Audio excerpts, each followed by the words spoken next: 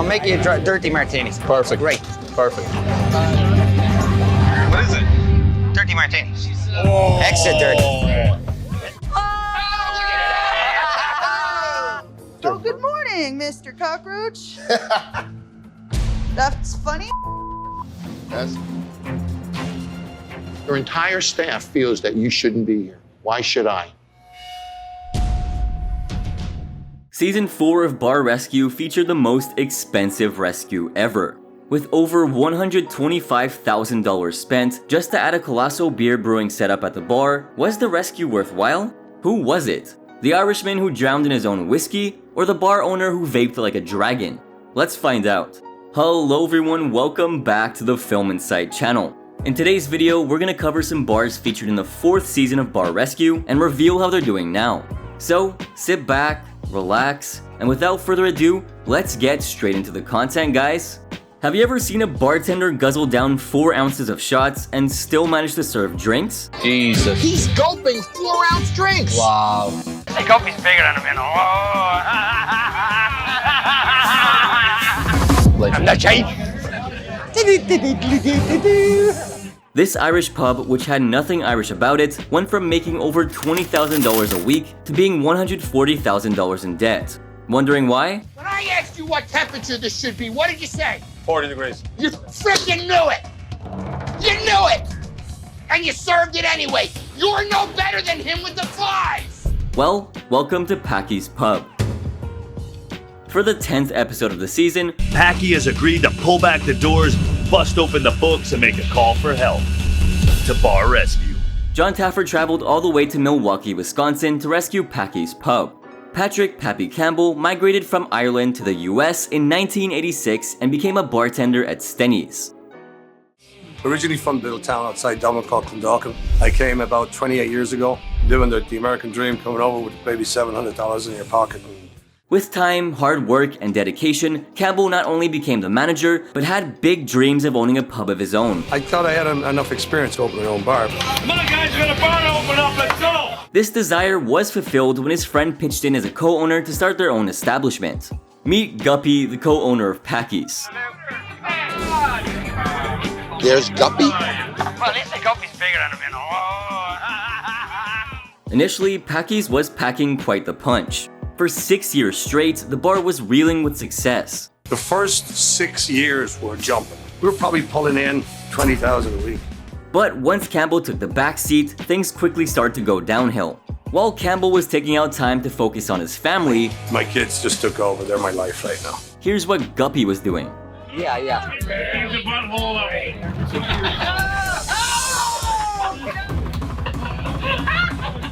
By 2006, Campbell was losing over $9,000 every month and was only 3 months away from calling it quits. My kids, my family, the house, everything I have is up. I mean, I'm a fighter. I'll fight for it. I mean, I'm not going to give up. I won't give up. It is for my wife and it's for my kids. I mean, I got to put the bread on the table for them. Taffer roped in Irish mixologist Jerry Graham and Gavin Murphy, a popular chef, to help rescue the bar. Upon their first look at the bar, no one seemed to really be impressed. Look at the sign. We're in Wisconsin. When you see the word Packy with a green background and yellow letters, You're thinking Packers? Packers. Yeah. so if I told you this was a Packers sports bar, am I crazy? So we don't really have an Irish identity out here. Here's what Taffer thought. An Irish bar without authenticity is like a sports bar without TVs or a nightclub without a dance floor. The fact is, great Irish bars are authentic, like a bar in Ireland. They have great Irish food and great Irish drinks. Taffer comes up with a brilliant plan to send in Graham and Murphy to recon the bar. So guys, I got a great plan for recon tonight. You want to hear what it is? What's that? You. There's nobody better to do recon in an Irish bar than you guys. That's true. And what do they find? There are 3 speed walls, a horseshoe bar, and no Irish people in this 1,600 square foot space. Gavin and Jerry both place orders for dry martinis, and this is what they get. Their martini was really dirty. Take a look at what Graham found in his drink. Extra dirty. Dirty Martini doesn't look like that. Oh, for sake. I mean, that's, I'm just getting rid of the flies. You're getting up on them on your dinner every night. The duo go ahead and order some chicken wings, which by the way was the only food available. And this is how that turned out. These have been cooked a long time. Greasy. Sauce is all burnt into it. No good. The food is there's no Irish food in this bar whatsoever. If you go into an Irish bar, I want Irish food. I want Irish passion on a plate. The fact that the staff doesn't even care about the fruit flies disgusts Taffer. As a result, the famous rescuer does this. Probably every one of them. You put him back there with the flies in him, didn't you? So you served a drink to a guest, and he puts it back down there and serves it to the guest. I'm just burning it a second time, because you already did. When Taffer walks into the kitchen, he finds raw chicken that's being stored incorrectly. This chicken, Packy, what's the ideal temperature for this chicken? 40, you think, shouldn't it? 40 around, all right? 40 below. All right. 56. It's all garbage. When I asked you what temperature this should be, what did you say? 40 degrees. You freaking knew it. And you served it anyway. You're no better than him with the flies. There were way too many issues with this bar. From overpouring, to understocked liquor, to underpaid employees, and even Guppy being unaware that he was wasting Campbell's money, Packy's was on its way to failure. I'm done. Kids don't go to college, I lose the house. If John Taffer doesn't come back, I'm done. They didn't even serve traditional Irish whiskey like Bushmills despite being an Irish bar. According to Campbell, his family, home, and dignity were all in jeopardy thanks to Guppy's irresponsible behavior.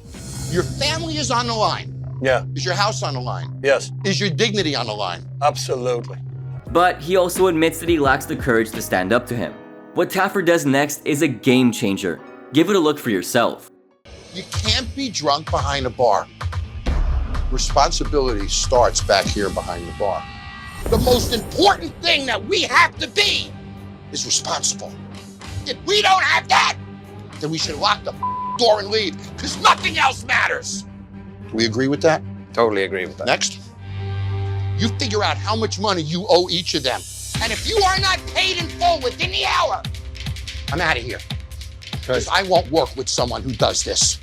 During the stress test, while Murphy dishes out traditional Irish food, the bartenders failed to deliver. With people waiting over 40 minutes for their shots, the staff was failing miserably. We've been waiting 40 minutes for 2 shots, and we never got closer than 2 people back, so I could literally walk home. When Taffer confronts Campbell, an argument breaks out. Take a look at how this all went down. Packy, how do you think we did tonight? We failed. You moved more and accomplished less than anyone I've ever seen. Okay, John, let's stop right there. I missed the training of the drinks.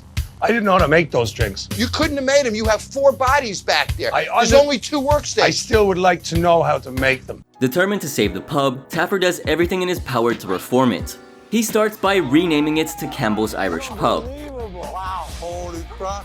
Jeez, Campbell's Irish Pub, brilliant. Additionally, Graham introduces new drinks like Campbell's Irish Coffee and the Old Fashioned to the menu. Traditional Irish. It doesn't get any more traditional than an Irish coffee.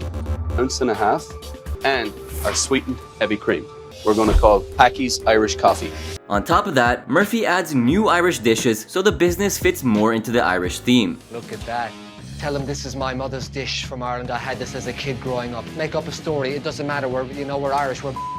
When it was time for the reveal, this is how the staff reacted. Oh my God, it's unbelievable.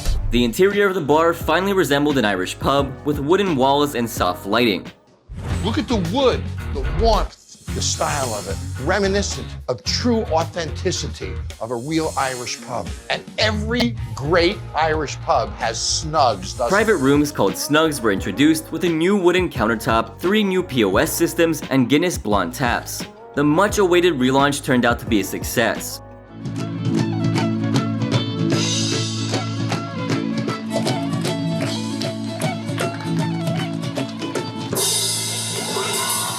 Campbell was thankful to Taffer since this rescue not only saved his bar, but also his family from falling apart. You happy? Yeah, I'm really happy. Stay out of here. 6 weeks later, revenue from sales increased by 70%. With Guppy sober and Campbell finally taking responsibility, the bar was flourishing. Last time I've ever seen it this busy in here. But that was until December of 2017 when Campbell's Irish Pub was put up for sale for $350,000. The property wasn't sold until April of 2022, and the buyer failed to reveal future plans, but declared that it wouldn't be a bar anymore. Now let's move on to the next one. A bar located in St. Louis, Missouri sure did have some good food, but was that really enough to keep it going? I had the sausage sliders, and they were actually phenomenal. They really were. It's apparently a family recipe. With a drunk owner, an uninvited guest that you really don't want to see in a bar, and an overworked staff, was Taffer able to rescue the Goghz Martini bar? Let's find out.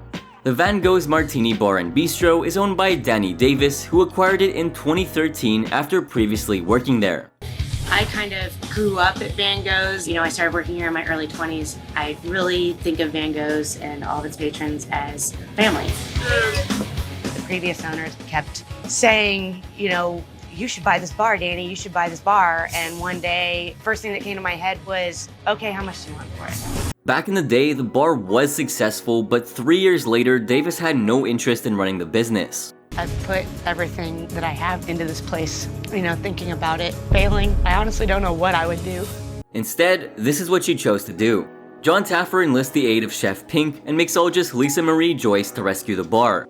In violation of several health codes, I want to see him flip that egg. I'm dying to see the bottom of that egg. this is what they see as they surveil the bar. Oh, what the? Is that a dog in the restaurant? When the spies order their martinis, this is how their drinks turn out. It looks awful dirty to me. I mean, that's really dirty. That's really Do you agree? dirty. Yeah. I mean, that might taste more like olive than gin. It's gonna be all olive. Surprisingly, this is how they react to the Italian sausages that were outsourced from Danny's family-owned Kansas City restaurant.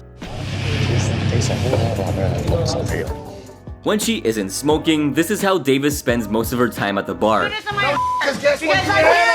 now, I'm almost done with you. When Chef Pink walks into the kitchen, you won't believe what she finds.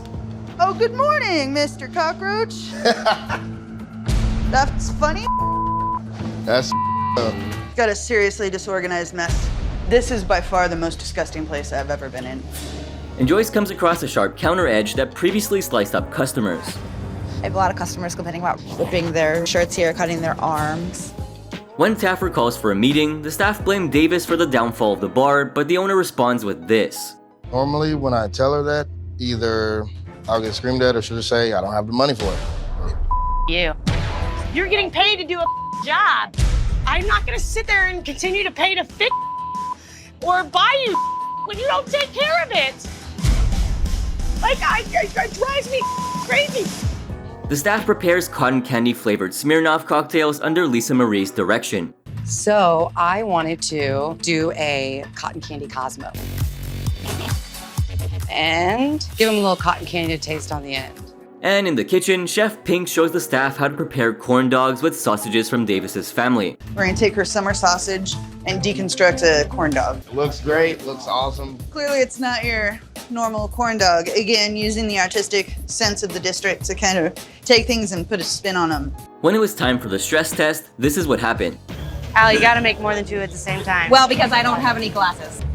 We're 30 minutes in, ladies, and I've got a fourth of the room's hands up. No wonder they call the place Goghz. I want to cut my own hair off. After the disastrous service, Taffer meets with a tearful Davis, and this is what they talk about. You have to become effective with your employees by listening to them.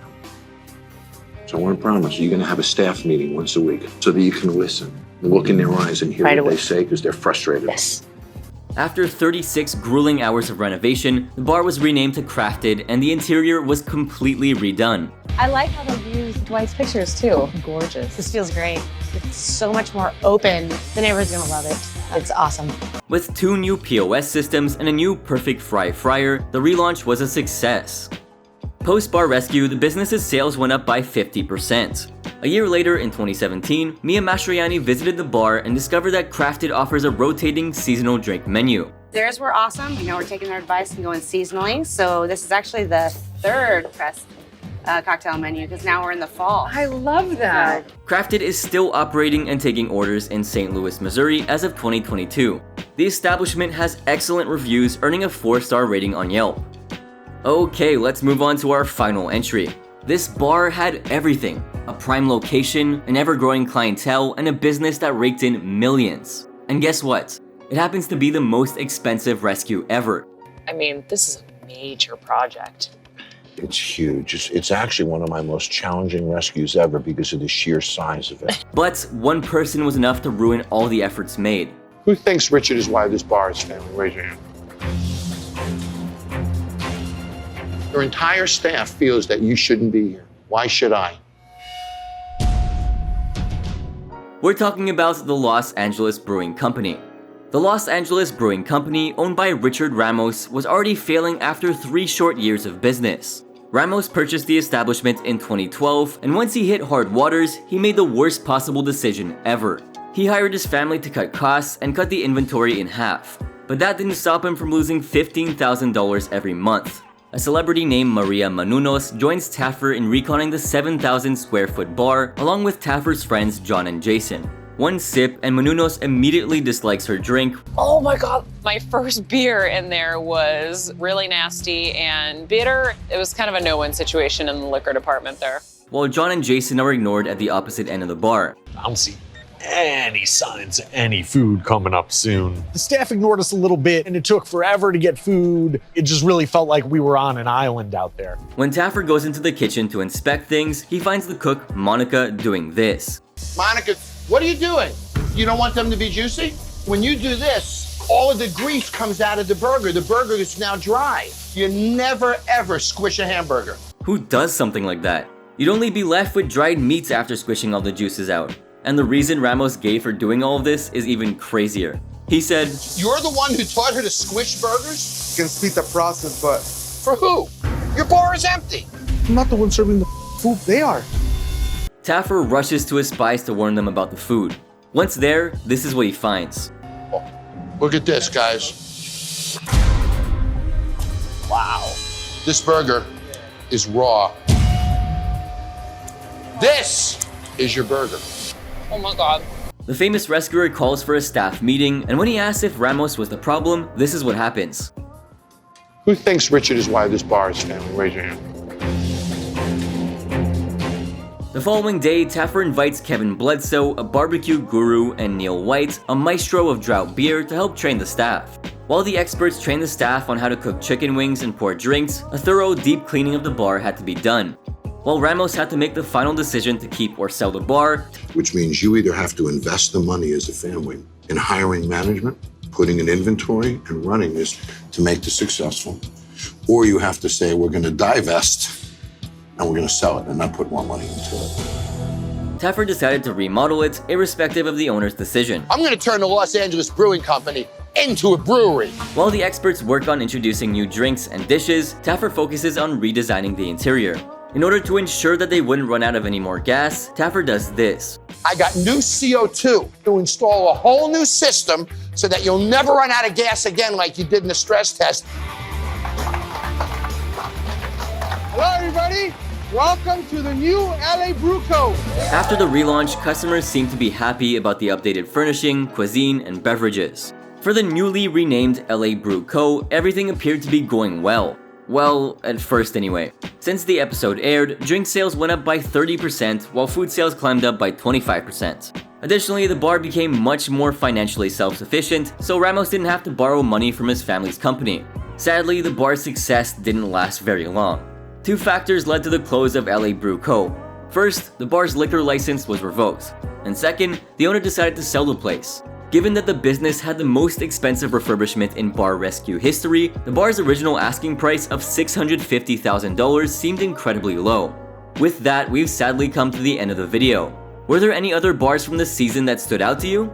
Let us know down below. Thanks for watching, guys!